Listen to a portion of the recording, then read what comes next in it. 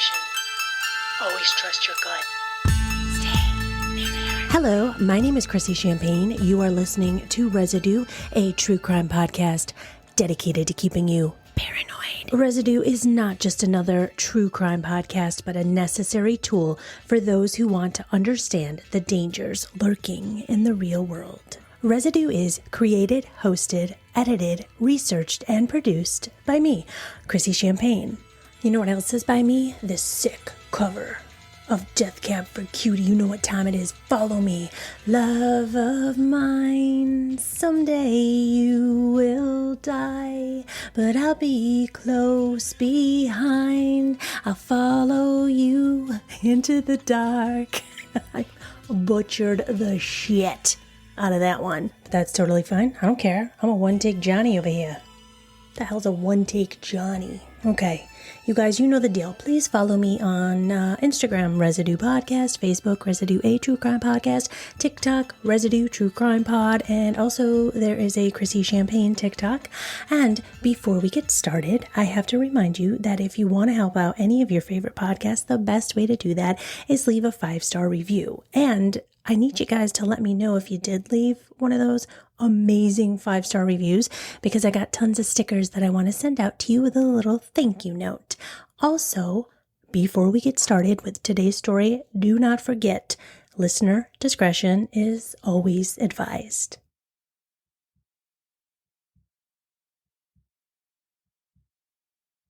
Sometimes life takes you far from home. You are chasing a fresh start, new dreams, and then you meet someone who seems perfect, the partner who feels like your destiny. But what happens when that new beginning turns into a nightmare? This is the story of Matthew and Melissa, a tale of love, secrets, and a night that changed everything forever. It's just after 8:45 a.m. on October 18th, 2019 in Riverview, Florida. This is a quiet residential suburb about 20 minutes outside of Tampa. Police are dispatched to a home where a 25-year-old man named Matthew Trussler has been found unresponsive on the back patio.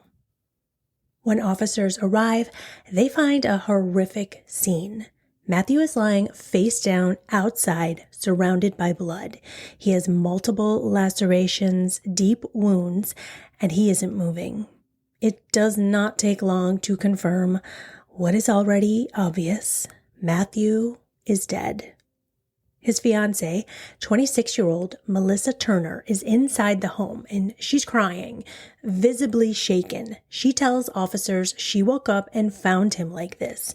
She says she has no idea what happened, but Melissa is covered in dried blood.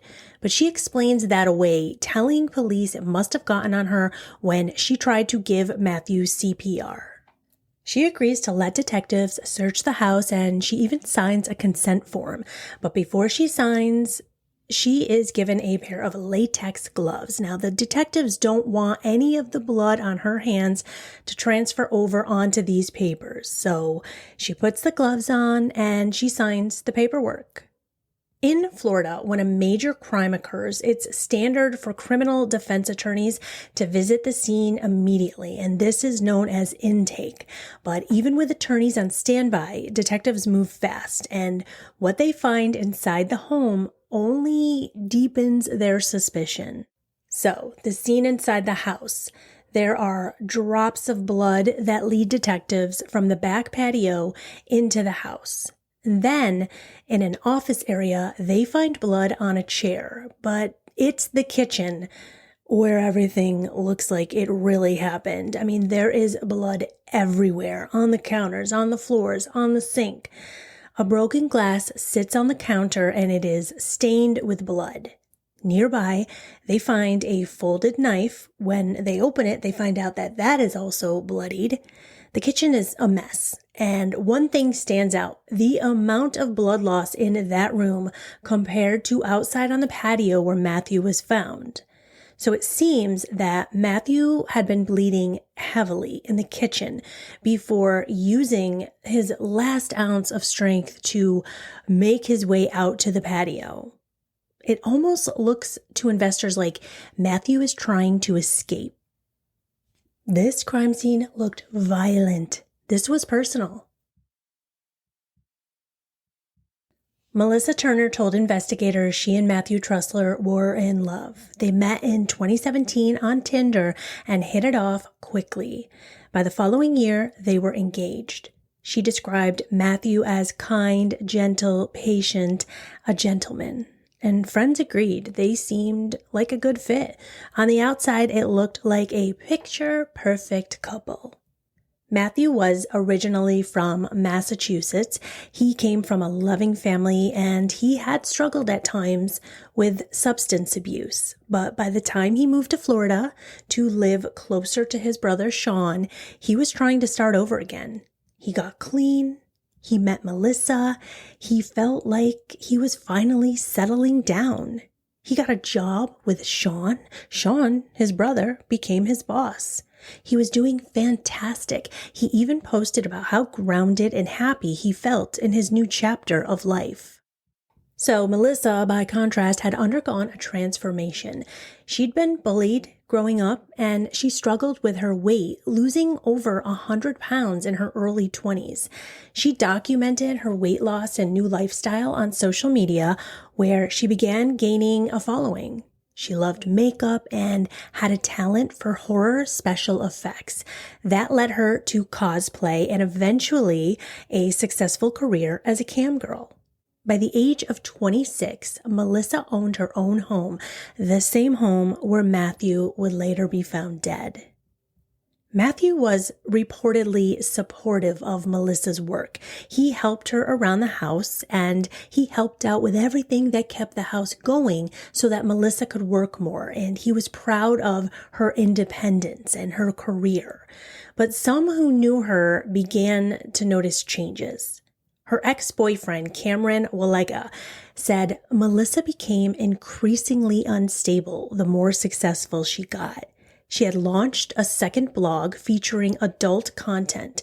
This is where Melissa would dress up as characters like Daphne from Scooby-Doo or Misty from Pokemon, but she would be engaging in sexually explicit acts for her subscribers. And Cameron said that her personality shifted not long after this new career. So Melissa's major dream was to become a Hollywood actress. She also started school, taking classes to learn how to actually get a career in special effects makeup, and she was determined. Her webcam name was Thorned Rose, and I'm telling you, this girl had a following. So on paper, Matthew and Melissa seemed to be building a life together, but on October 18th, 2019, that image was shattered. And when detectives sat Melissa down for questioning, the cracks in her story started to show. Melissa told detectives she had no idea what happened. She said she went to bed, and when she woke up, Matthew was dead outside. She claimed she hadn't heard anything, no fighting, no noise, and nothing. She'd simply woken up to a nightmare. She said maybe Matthew did this to himself. She told police that he had talked about dying young before, and that he drank heavily, that he had demons, that he could have hurt himself. But that idea started to fall apart almost immediately. The medical examiner found a stab wound in Matthew's back, a detail that made it virtually impossible for it to be self-inflicted. Still, Melissa stuck to that story. So investigators know they're going to need more, so they canvassed the neighborhood. And now Riverview is a quiet suburban area. It's not the kind of place where murders happen, where neighbors are getting police at their front door asking about a violent murder that took place next door. But one neighbor had a Nest security camera facing toward Melissa and Matthew's backyard. And now this footage, it didn't show much because Melissa and Matthew's yard was fenced in. You could kind of see the top of their heads moving around, but what this surveillance footage did have was the audio, and this audio changed everything. Okay, so what detectives hear is disturbing. You could hear Melissa. She's screaming. She's enraged. I mean, screeching, furious. She's telling Matthew to die and telling him things no one says in a normal argument. Matthew could barely be heard at all. He wasn't yelling back. He wasn't threatening. And she claimed she was asleep when all of this happened, but this audio proved otherwise. Now, I want to play a little clip of it for you. It's very fast. And normally I wouldn't play this clip because it is a little muffled, but I just want you to get the feeling of exactly how Melissa sounded.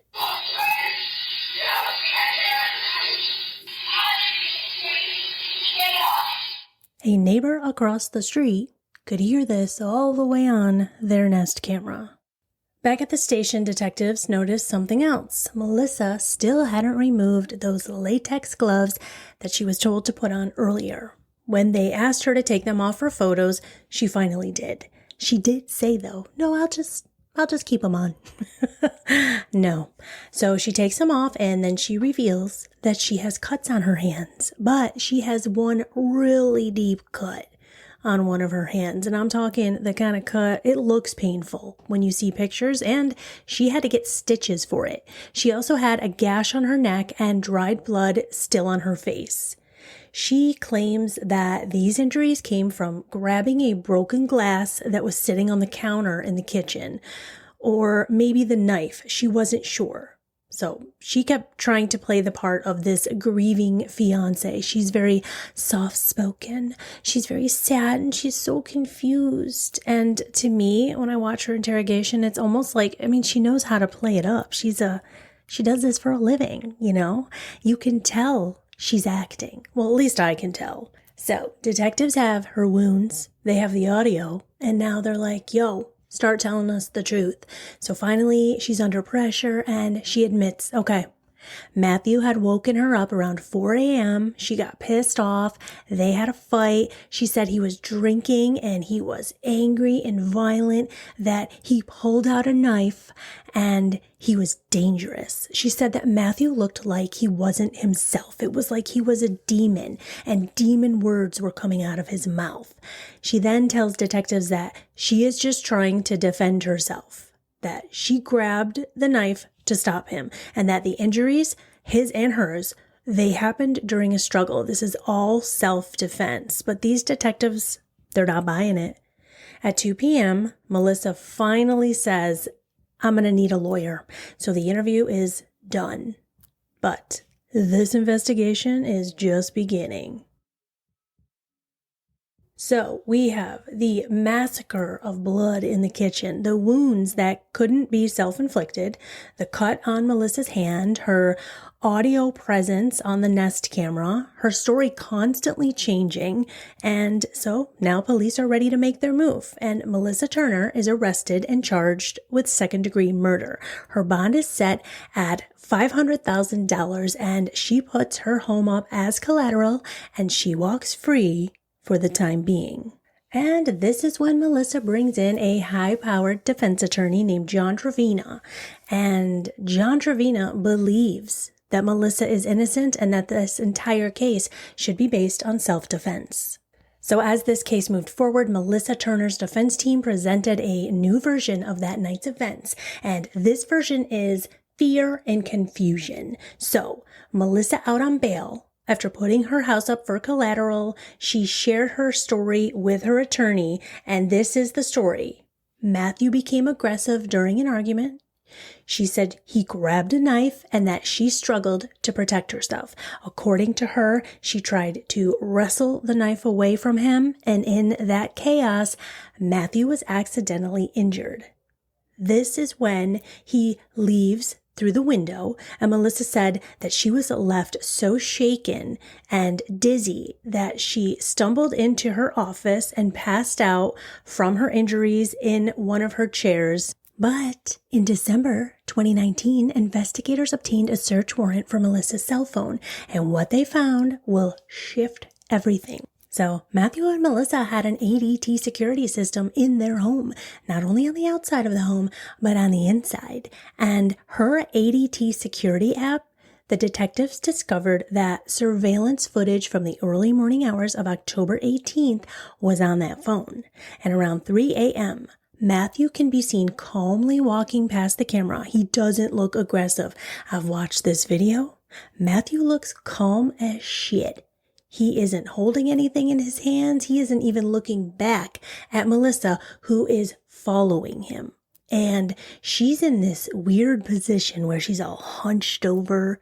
She's behind him. And just seconds later, her body language tells a different story. She's visibly upset. She's animated and she appears to be yelling.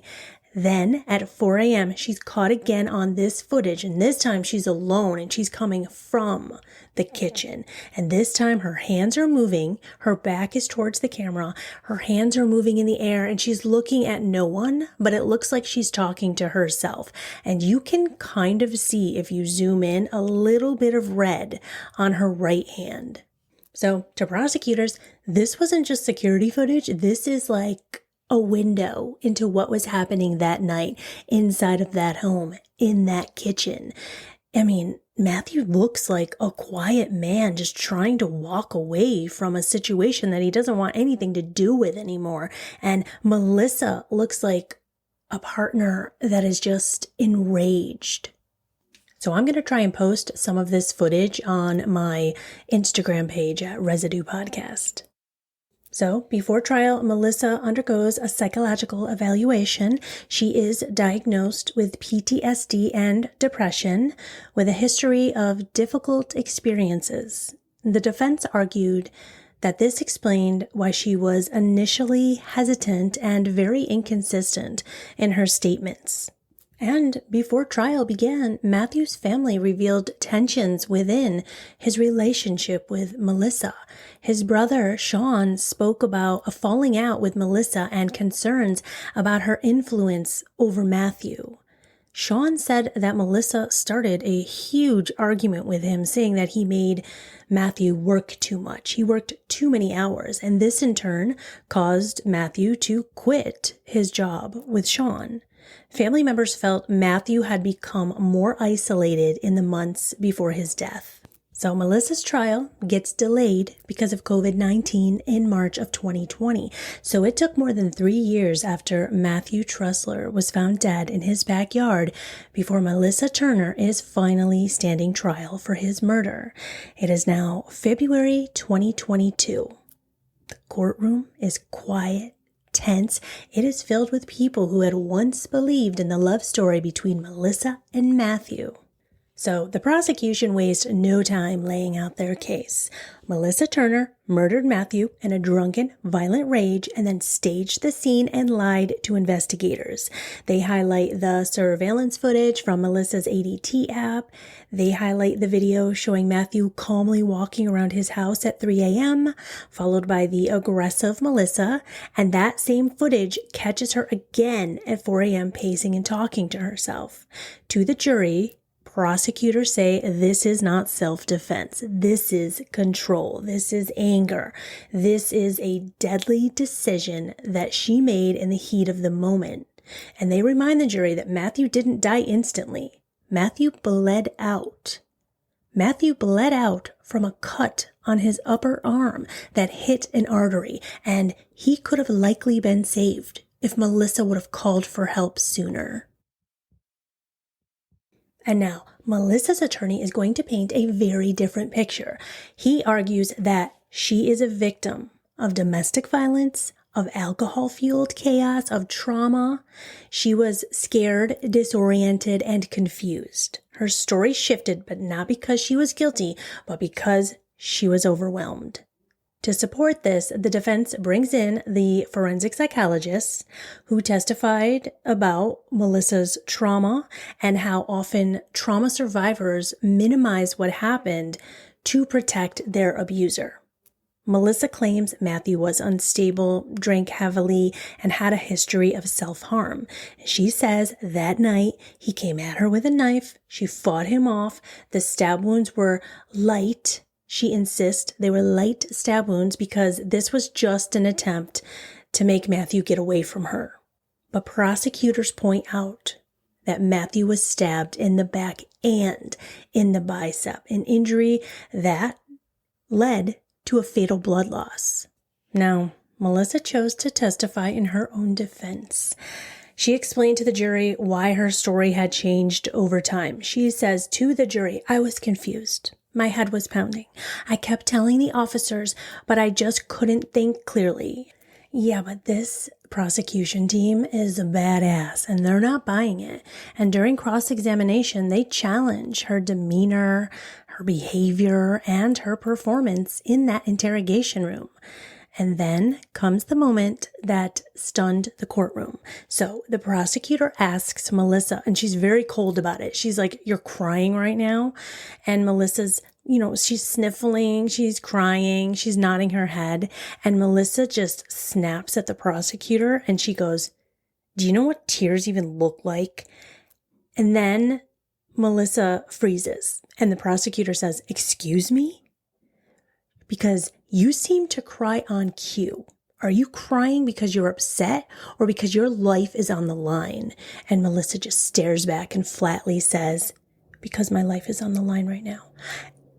It's a chilling moment. I watched it. I'm going to try to put that up on my Instagram page also for you. So the room is just silent. And one of the jurors said that Melissa didn't really do any favors for herself by snapping back at the prosecution. She just kind of made herself look guilty. After days of testimony, the jury finally retired to deliberate, and they reviewed the evidence repeatedly for hours.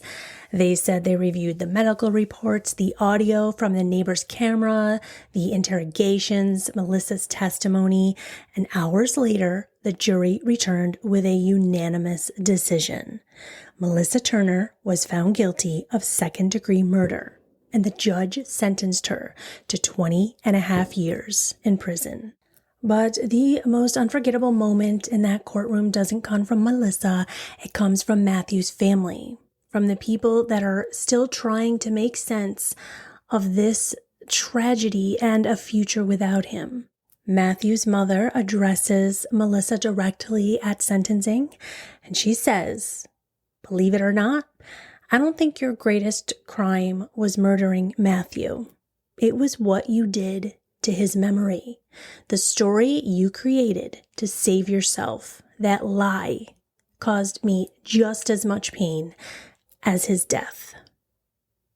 This case is a brutal reminder that some crimes don't end at the scene. They echo through families, through every version of the story that is told. Matthew Trussler was 25 years old. He had just gotten clean. He moved to a new state. He was starting a new life with someone he thought loved him. He wanted peace. And instead, his life ended on a quiet patio alone, bleeding out, while the person closest to him told the world a story that never added up. Thank you so much for joining me again this week on Residue. You know I appreciate you all so very much. Stay safe and stay paranoid.